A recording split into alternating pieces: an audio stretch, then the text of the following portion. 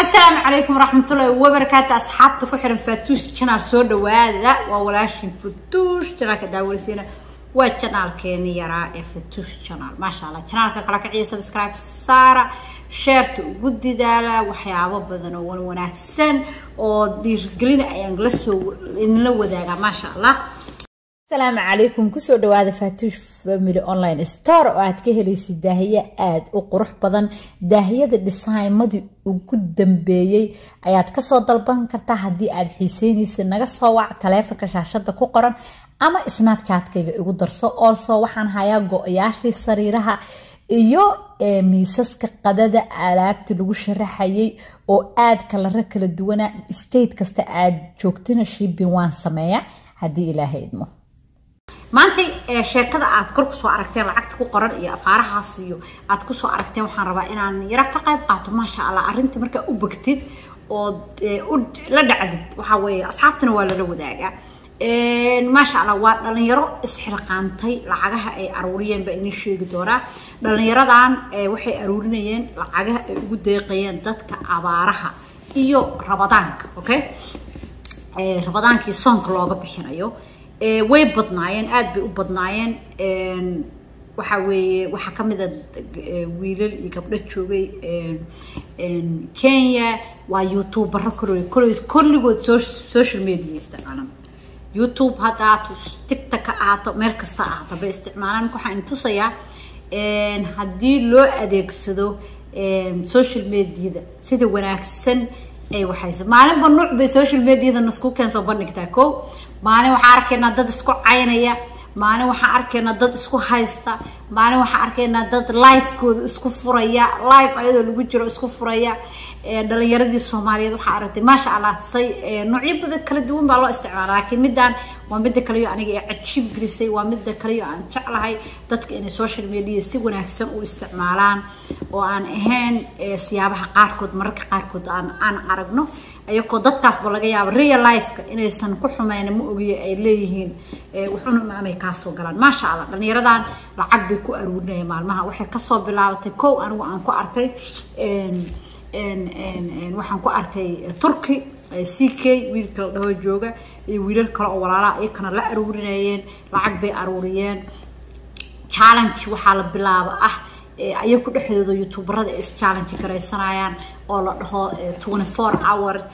qaar waxay sameynayaan 48 hours bay sameynayaan waa wax cajiib waa iska soo galaysaa live baad ahaanaysaa caawo dhan meeshaada live ahaan ama qof ha ku fadhiyo ama ayaka ha fadhiyeen abaaraha baa looga hadlayaa telefoonada la wacaya lacag baa lagu dirayaa wixii kale aadka ila cajab galiya waxay ahayd inaad Kenya haduu qofku joogo Kenya meel ku dira number la siinayo Ethiopia haduu joogo Ethiopia number qof fadhiyo in la siinayo truth ay ugu soo diri karaan social media telefoonada yani ama bangiyada wax cajiib ah waxay sameeyeen hada for example wiilka dirisada sameeyaha gabadha iyo Marish Beauty waxay sameeyeen 24 hours bay live ku jireen waxay aruuriyeen konton kun lacag gaaraysa 40 kun bay afka ka sheegeen laakiin waxay dhigeen lacagtii Kenya lacagtii TikTok ku soo dhacday iyo lacagtii Ethiopia baan ku jirin soo marka waxay ku tusaysaa cadad waxa lagu qiyaasay 50000 lacag in aruuriyo just 24 hours okay 24 hours gudahood ayay ku aruuriyeen lacagtaas cadadaas gaaraysa sidoo kale waxaan ku arkay wiil kale oo la dhaho Bilal asagana oo ka sameeyay Muqdisho asaguna ka sameeyay فودي ويل كاس أوبنا وحنا سوت شيء وحنا فودي أسوي سوت شيء يا أبوي قف ماشي فدي على حراي تعال 48 hour أوكي 48 hour أيو فديي أو السميني ولا عقت الأروريني ولا عقت الدريي قلت لك كلام كله دتك اللي بعتيسن أباريسن رمضان وقصة صعدة قف كستا وأنا كمان بنقرا ربع إن أنا وحنا ودنا السمينة قد يسن لليرادات maanta qofka $10 haduu ku darsado waxay kuula mid tahay adigoo lacag wax badan baxsaday because alaga $10 in qof afuriso waa waqtiga aan waxaan dhihi lahaa ma sha Allah waqtiga sadaqadu waqti kasta way socotaa sadaqadu wax kasta way fiican tahay laakiin imagine abaaro dadkii xoolihii ka baaba'een xabad la haysan biyo la haysan ilmo yaryar la haysto qax duufaamo waxaan ku iri oo rabadaan kugu imaada adoo indhihii ciidi kaaga aruurta laga yaabaa dad waayeelo inay ku jiraan dhaqaaqi karo ma calool u baaba'ay ilmo yaryar inay ku jiraan caana meel laga siiyo la aqoonin ay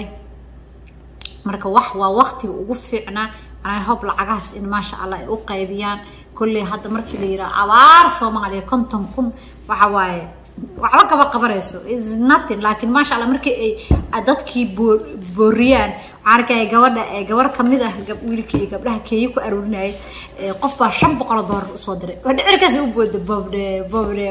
yani waxay ku tusaysaa yani say excited ugu yihiin inay dadkaas wax u aruuriyaan maadaama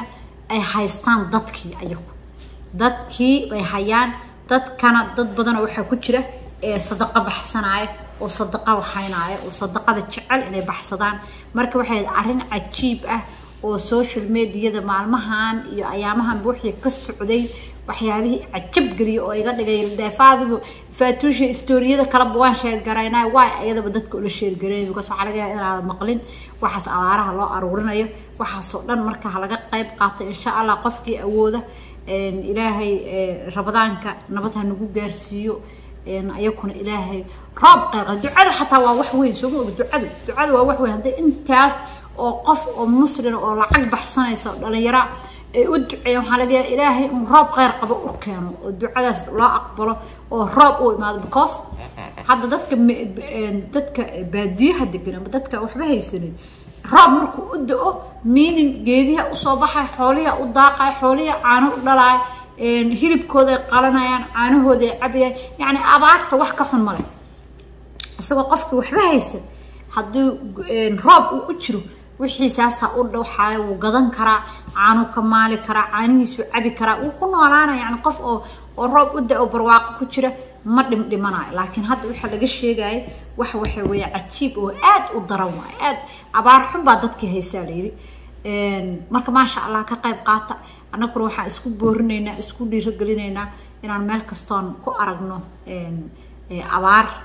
asxaabteydana inaan u sheego inay ka qayb qaataan aniga xataa maybe intaas ajir ilaahay ugu siiyo inta inii sheegayo marka insha Allah ka qayb qaata dadkaas marka meeshaad ku aragtiin asxaabtaasna ayaa good job hala dhaho wax fiican bay sameeyeen